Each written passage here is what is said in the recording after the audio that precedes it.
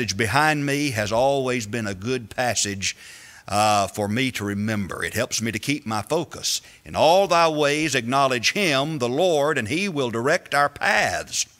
And so I want you to remember Proverbs 3:6, but today we're going to stay in Proverbs 4.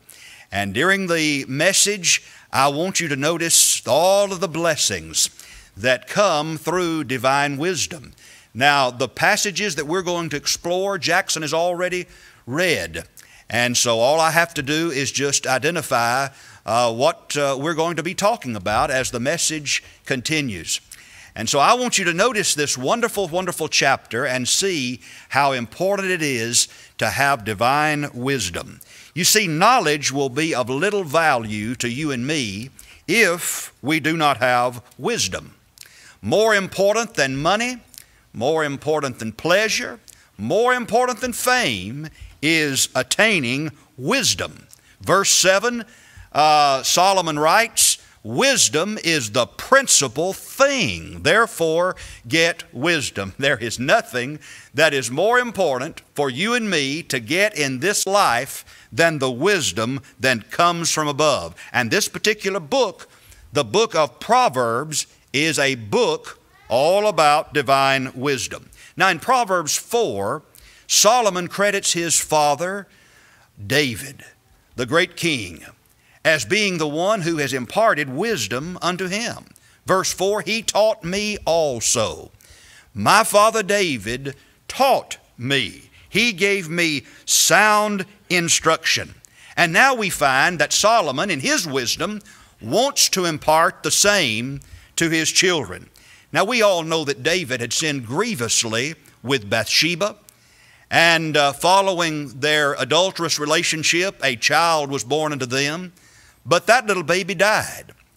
And God allowed David to keep Bathsheba following the cruel death of her husband Uriah. And more children were born unto Solomon, or rather to David and Bathsheba, several boys, and among those boys one named Solomon, who later on would become the king. 1 Chronicles 29:1, God declared that it would be Solomon who would succeed to the throne of his father David. Now it appears that not only did Solomon learn from his father, but likewise his mother Bathsheba loved him dearly also, because in verse 3, not only does he say, I was my father's son, tender and only beloved, he says, in the sight of my mother.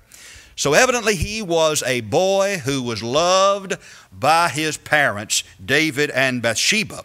And so David repented of his sin with Bathsheba, and he taught Solomon in the ways of the Lord. Now when you study Proverbs 4, I believe really you get a 3-point lesson in verse 4 as to how to instruct your children in the ways of the Lord. Did you notice in verse 4, Solomon says, he taught me, that's David, he taught me and said unto me, let thine heart retain my words. Now, fathers, don't forget that. What you must impart unto your children first is instruction from the Lord, and say this, don't ever forget it, all right?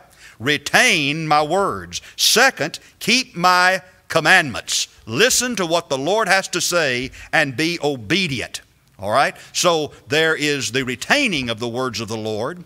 There are the requirements that come from the Lord. And then notice also there is a reward in keeping the commands of the Lord, because he says, when you retain my words and keep my commandments, you will live. And so that is a sermon all in itself, verse 4 of Proverbs 4, as to how we are to instruct our children. But we're talking about wisdom. And in this particular chapter, David talks about how essential it is to get this divine wisdom, or rather Solomon says how important it is to get this divine wisdom. He says in verse 6, do not forsake her. Do not forsake wisdom. And then in verse 6, he also says to love her. And in verse 8, he says exalt her. And in verse 8, he also says embrace her. And so that's why that Solomon says wisdom is the principal thing. You need to get it with every fiber of your being. Wisdom, and wisdom that comes from above. Now, a man has a natural desire for a woman. And we understand when a young man has a desire for a young lady, that's only natural. It seems to me, though, when you study Proverbs 4, that more important than that desire for a woman is the desire for wisdom. Cling to Lady Wisdom just like you would the one who is your wife. In fact, it is more important to get divine wisdom than to get a husband or wife. And listen, you do not want to take a husband or a wife unless you do have this wisdom. When you do have divine wisdom, then perhaps you're ready to get married, but not until then. And so today, as we reflect upon what these high school graduates have accomplished, most of them being about 18 years of age, we want to give them a word of encouragement, but I trust what I have to say will be a blessing to you as well. You know, I remember when I was about 18. Do you remember when you were 18? Now, there are many of you in this room that are older. You can't remember what you did yesterday, but I'm sure you remember what it was like to be 18, all right? You probably remember 18. It's hard to forget the teenage years or the college years. James Watkins, you know, is one of my favorite preachers, and he used to put it like this to me and others when we were just teenagers or college age. He would say, you've got the world by its tail on a downhill pull, all right? I mean, you've just got the world out there before you. Take hold of it. And then, as I've shared with you before, it was the comedian George Burns who used to sing that little song, I Wish I Was 18 Again. And he would sing those lyrics, I wish I was 18 again, going places that I've never been. But he said, old folks and old oaks, stand tall, just pretend. I wish I was 18 again. As that song continues, he says, now time turns the pages, and oh, life goes so fast. The years turn the black hair to gray. And he says, I talk to some young folks, but hey, they don't understand what this old man has to say. I wish I was 18 again. Yeah, going places we'd never been. We can remember back to that time and think, oh boy, if I could just do it all over again. And some things we'd change, wouldn't we? But we know we can't go back. That's why some people have said, why does youth have to be wasted on young people, right? But it doesn't have to be, all right? Young people, don't misunderstand me. It doesn't have to be wasted on you. It all comes down to this. Are you willing to apply divine wisdom?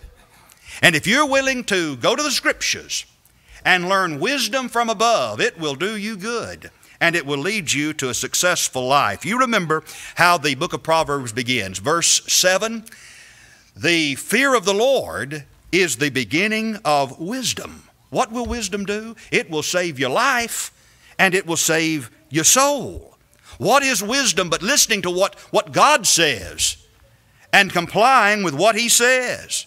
Whenever you wonder what path do I take, what choice do I make, know this, the Bible will give you the wisdom that you need. It will either give you a specific answer or it will give you an answer in principle. But you can go to the Bible to find the answers you need to be successful in life. Now, once wisdom is attained, and this is where we want to focus our study.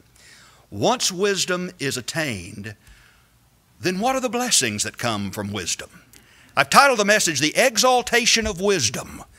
And here's what it will bring to you. First of all, I want you to notice verse 8. Wisdom will bring promotion. Exalt her, and she shall promote thee. Now, most everybody I know is interested in promotion. As we continue through life, we're looking to ways that we can promote ourselves. Nothing necessarily wrong with that. We want our children to be promoted from one grade to another. Someone begins his career in business, and what does he want? Well, along the way, he looks forward to being promoted, because when he is being promoted, he is excelling. And as one excels in his business, when one excels in his work, What does that mean? Well, it means that probably he's making more money. It probably means that more authority is given to him, and of course, along with that, more responsibility. Promotion says that we are excelling in life. Now, God's interested in promoting you and me in a very special kind of way. And the text says here that wisdom, divine wisdom, will promote you and me in a way that the world cannot. Put this passage down, Psalm 75, 5 and 6. Lift not up your horn on high, speak not with a stiff neck, for promotion neither cometh from the east, nor from the west, nor from the south. Promotion does not come from that which is earthly, and that's why in Psalm 121, 1 and 2, the psalmist says, I'll lift up mine eyes unto the hills from whence cometh my help. My help cometh from the Lord, who made heaven and earth. Now, if promotion doesn't come from the east, and promotion doesn't come from the west, and promotion doesn't come from the south, it must come from the north. And who is in the north? That's where God is. God's place is in the north. God sits on His throne in the north, in the place called heaven, and that's the one who will promote you and me. And so there was a time when I consider my own life as a young man that I was not excelling in the way that I desired. It seemed to me that I was trying to find my own way, and maybe God had a different plan for me. And so doors just continually were being closed until I made a decision to come to Memphis School of Preaching and to commit my life to full-time ministry. All of a sudden, doors of opportunity began to open. Now, sometimes it takes a while to discover our doors of opportunity. And when they start coming our way, if it's all in accordance with God's plan and according to His will, walk through those doors. Take advantage of them. But once I made the decision, here's what I need to do, and I am confident that it's in harmony with God's will, and I was doing my best to utilize divine wisdom, those doors of opportunity came to me, and promotion came, and He gets the glory for it. And so what I'm saying is this: let God promote you. Let God raise you up. I love the singing voice of Josh Groban, and one of his songs that's very special to me is entitled, You Raise Me Up. I am not sure exactly who it is that Groban is saying is raising him up, but I know it is who's raised up you and me. And here are the lyrics from that song. You raise me up so I can stand on mountains. You raise me up so I can walk on stormy seas. I'm strong. When I'm on your shoulders, you raise me up to be more than I can be. I know when I hear those lyrics, I can only apply that to God. That's for me personally. You raised me up. The blessings of divine wisdom, the blessings of promotion. What is the medium God uses to promote you and me? It's divine wisdom. Here's the second thing I want us to learn. We also notice another blessing of wisdom, and it is found likewise in verse 8. Exalt wisdom, and she shall promote thee. She shall bring thee to honor. She shall bring thee to honor when thou dost embrace her. Another blessing of divine wisdom is this word, honor. She brings honor to you and me. That is respect. She brings respect to us. But we know that respect has to be earned. And did you know this? Respect is gained only one particular way. Now, boastfulness and things of that nature may get you some degree of notoriety. But boastfulness and pridefulness will not earn you the respect that you really want. Listen to Proverbs 15:33. The fear of the Lord is the instruction of wisdom, and before honor is humility. That's not how the world thinks. The world does not understand the importance of humility and how that God will use humility as a way of honoring you and me. Listen to Psalm 49:12. Man that is in honor, that is a man who tries to bring honor to himself, and understandeth not that is, how true honor is attained, is like the beasts that perish. What a strong statement that is. There are those who are seeking out honor, those who boast about their own accomplishments, and the psalmist has no use for such. He says such individuals are like beasts that perish. Now, during the last few days, our president has spoken of those that come into our country illegally and plunder and murder, and he says they are like unto beasts. They have no moral qualms whatsoever about what they do. I want to tell you about one in the Old Testament who was like that, who was a man with great power, but he was filled with haughtiness and hatefulness and pride, and his name was Nebuchadnezzar. Notice, if you would, in Daniel chapter 4, verse 30, what is said about old King Nebuchadnezzar, the most powerful man on earth at the time, the king of Babylon. The text says, the king spake and said, is not this great Babylon that I have built for my house of the kingdom by the might of my powers and for the honor of my majesty? Look, did you hear that? Do you see all of the marvelous work that is found in Babylon? He says, it's all for me. It was all done by me. It is for my honor. But the text says, while the word was in the king's mouth, there fell a voice from heaven saying, O King Nebuchadnezzar, to thee it is spoken, the kingdom is departed from thee. And the text goes on to say, they shall drive thee from man, and thy dwelling shall be with the beasts of the field. They shall make thee to eat grass as oxen, and 7 times shall pass over thee, until thou know that the Most High ruleth in the kingdom of men, and giveth it to whomsoever he will. And the text says the same hour was the thing fulfilled upon Nebuchadnezzar. He was driven from men and did eat grass as oxen, and his body was wet with the dew of heaven, till his hairs were grown like eagle's feathers, and his nails like bird claws. What a sight! God says, I'm taking the kingdom from you, and here's what you will be doing, you haughty, prideful king. Did that change the attitude of old King Nebuchadnezzar? It really did. You can look at the last verse of Daniel chapter 4, verse 37. Now I, Nebuchadnezzar, praise and extol and honor the King of heaven, all whose works are truth, and his ways judgment, and those that walk in pride he is able to abase. Didn't James make this statement? That we should humble ourselves in the sight of God, and he will lift us up.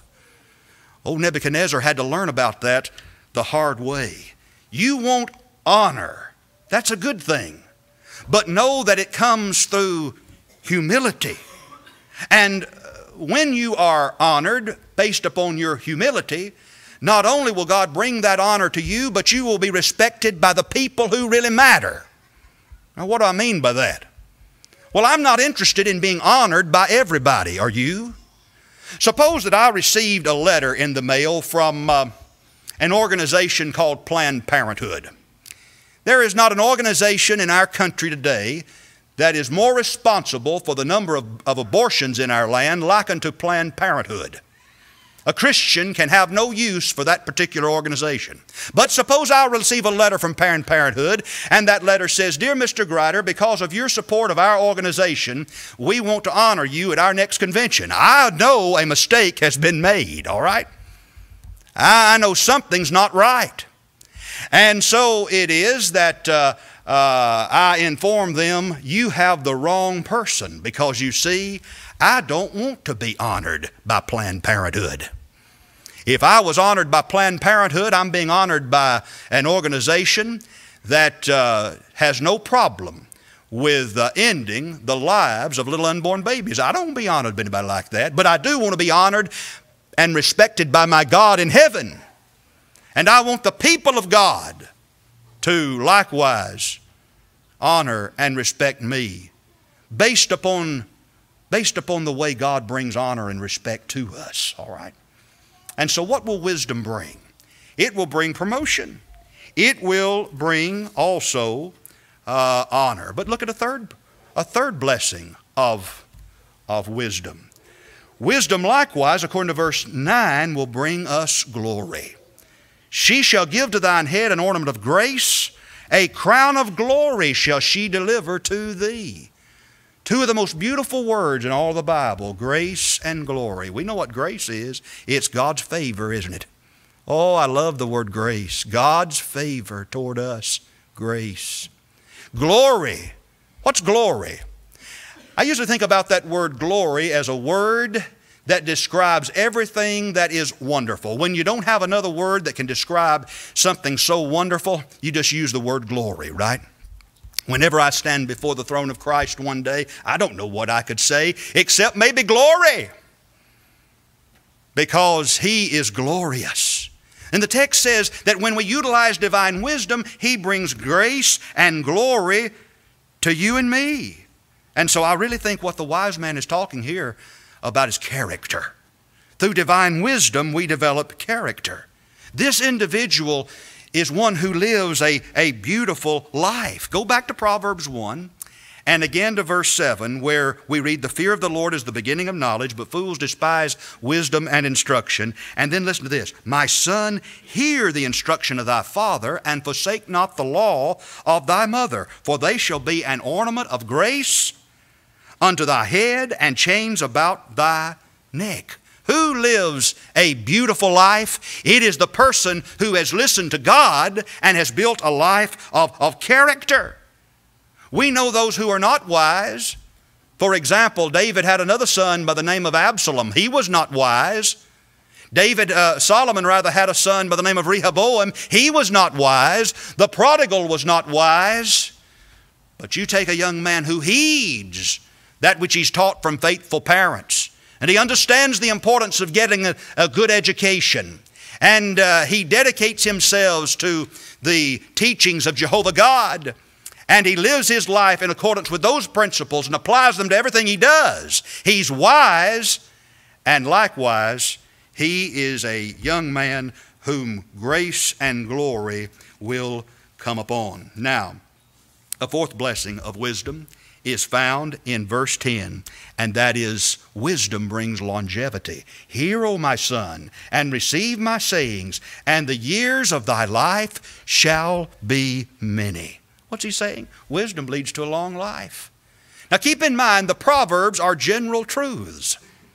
It is possible, we know it is, that a faithful young Christian might tragically be cut down because of an accident or because of disease.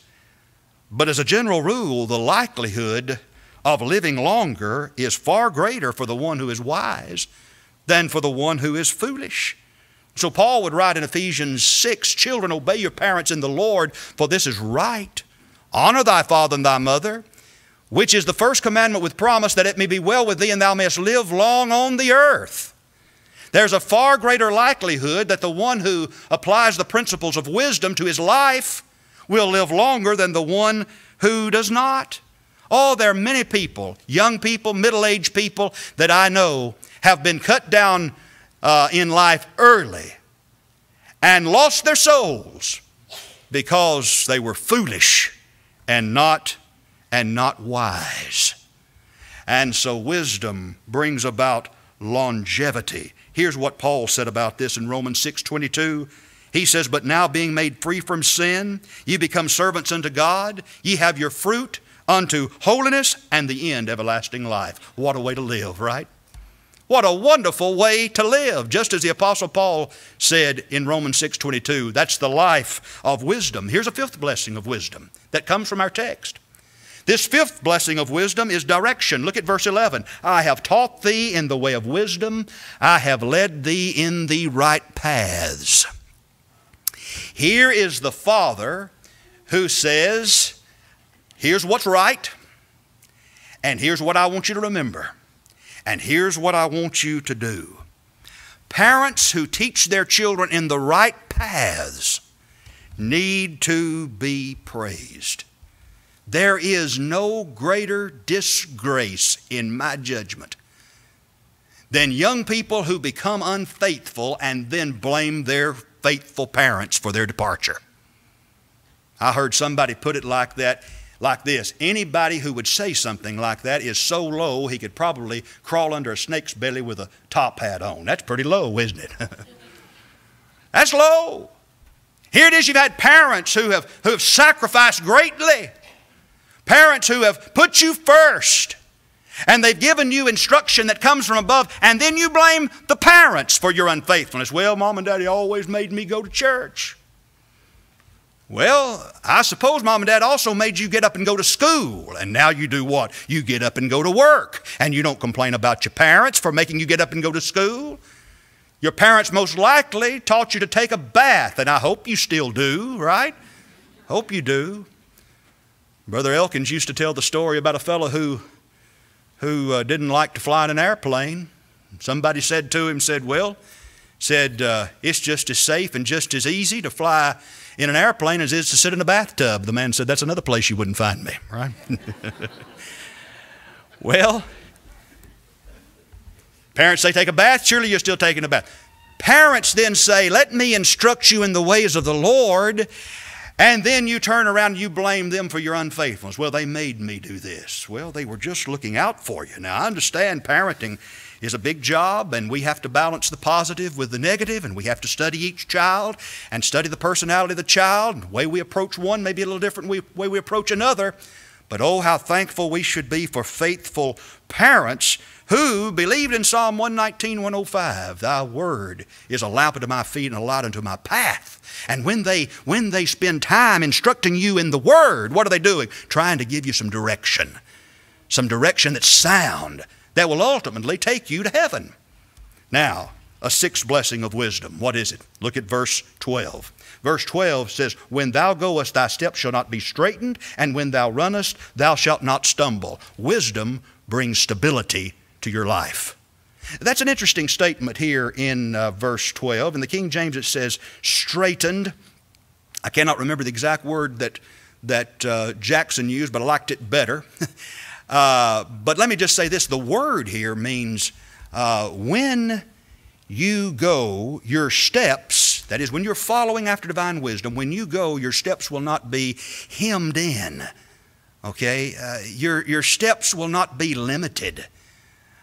The world says if I follow after Christ, and this is particularly true when one is young, if I take this direction, then I'm going to be limited. That's too narrow, right? Isn't that what our world says?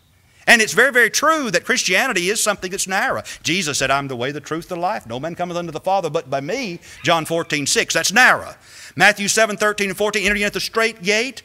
Wide is the gate, broad is the way that leads to destruction. But straight is the gate, narrow is the way that leads to life. No doubt about it. But I want you to think about this particular verse in connection with those verses I just mentioned. In mathematics, remember there's the lesser than, greater than arrows.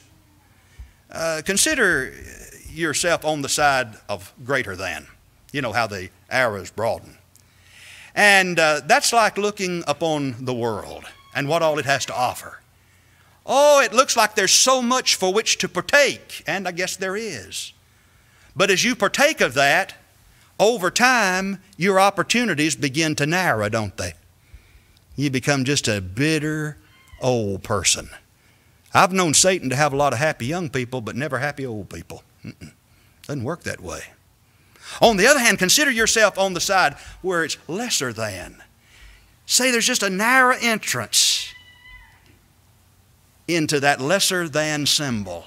But then once you get on the other side, all of a sudden, everything broadens out for you. That's what it's like for the child of God who applies his heart unto wisdom. Oh, opportunities begin to abound. Your horizons broaden, and your future includes heaven. That's what happens to the wise person who cannot be hemmed in. His opportunities are not limited. In fact, his opportunities abound so much that they continue on into eternity as he lives forever with the God of heaven. That's why Ecclesiastes 7:8, better is the end of a thing than the beginning. Wisdom allows you to see the end from the beginning. And so through obedience and through discipline, you're broadening your horizons. You're going to abound in opportunities. You have a future that includes heaven as a home. You're not like the waves of the sea, driven with the wind and tossed. You've got stability when you use divine wisdom. And finally, there is this particular blessing of wisdom, and it's found in verse 13, and it's life itself. Wisdom brings life itself. Take fast hold of instruction. Let her not go. Keep her, for she is thy life. Now, a lot of folks are good at making a living, but not good at making a life. And that's what wisdom will bring to you, is a real life. It was Jesus in Luke 12:15 who said, life does not consist of the abundance of things that a man might possess. No, he says, these things shall be added unto you if you do what? Matthew 6:33, seek first the kingdom of heaven. And so Jesus said, I came that you might have life, real life, and to have it more abundantly, John 10:10. Paul put it like this, for to me to live is Christ, and then to die is gain. Such a man as the Apostle Paul just cannot be defeated, not when you have that kind of approach to life. And how do you get that kind of approach to life? By learning divine wisdom.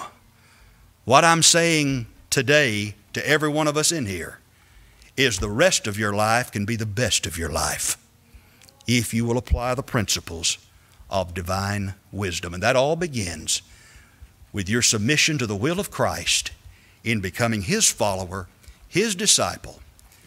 A child of the Most High God begins to experience such blessings when he submits to the will of the Father, faith, repentance, confession, and yes, baptism. The ultimate act that puts you into Christ where you find salvation. And then you can grow in the grace and the knowledge of the Lord Jesus Christ. I urge you today to be wise. And therefore, if you have reached an accountable age, it's time to become a Christian. It's time to obey the gospel. That's what wise people do. And I know you want to be wise. If you're a child of God who has lacked wisdom because you've not been applying the Word of God to your life, then this morning maybe you'll find strength through the prayers of your brethren. You too can come, and we will be happy to pray on your behalf. Think about these things as together we stand and sing.